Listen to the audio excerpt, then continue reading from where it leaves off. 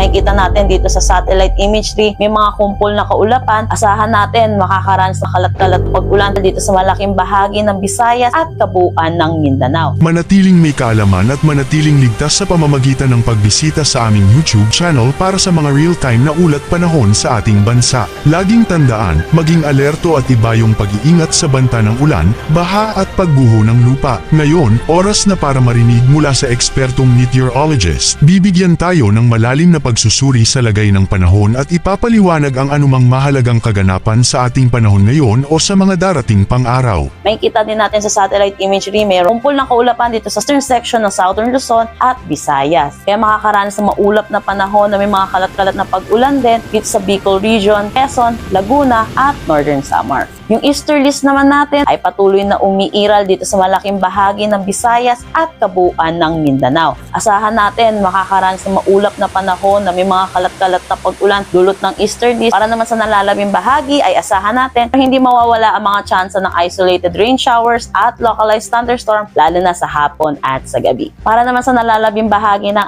ating bansa, asahan pa rin natin yung eastern section pa rin ng Visayas ay makakaranas pa rin ng maulap na panahon na may mga kalat-kalat na pag-ulan dulot pa rin ng shear line. Samantala, northeast monsoon naman mag-favor bale sa mga laking bahagi ng Luzon. Para naman sa magiging panahon na dito sa may Bicol Region, makakaranas pa rin sila ng maulap na panahon na may mga kalat-kalat na pag-ulan dulot pa rin netong shear line. Ngayon, malalaman naman natin ang lagay ng panahon sa mga susunod o darating pang-araw. Bago mo ipagpatuloy, huwag kalimutang mag-subscribe at pindutin ang notification bell para lagi kang updated sa ulat panahon sa ating bansa. Huwag mo ring kalimutang ibahagi ang video na ito para makatulong o malaman ng iba pang kababayan natin ang lagay ng panahon sa ating bansa. Dako naman tayo sa magiging panahon natin sa susunod na 3 araw sa mga piling syudad ng ating bansa. Legazpi naman, asahan natin by Monday at Tuesday, makakaranas pa rin sila maulap na panahon na may mga kalat-kalat na pag-ulan, dulot pa rin ito ng shear line. Para naman sa Visayas, sa Metro Cebu, asahan natin pagdating sa Tacloban, asahan natin makakaranas pa rin sila ng maulap na panahon na may mga pag-ulan, dulot pa rin netong shear line. For Iloilo, asahan natin na may mga tsansa pa rin ng isolated rain showers at localized thunderstorm.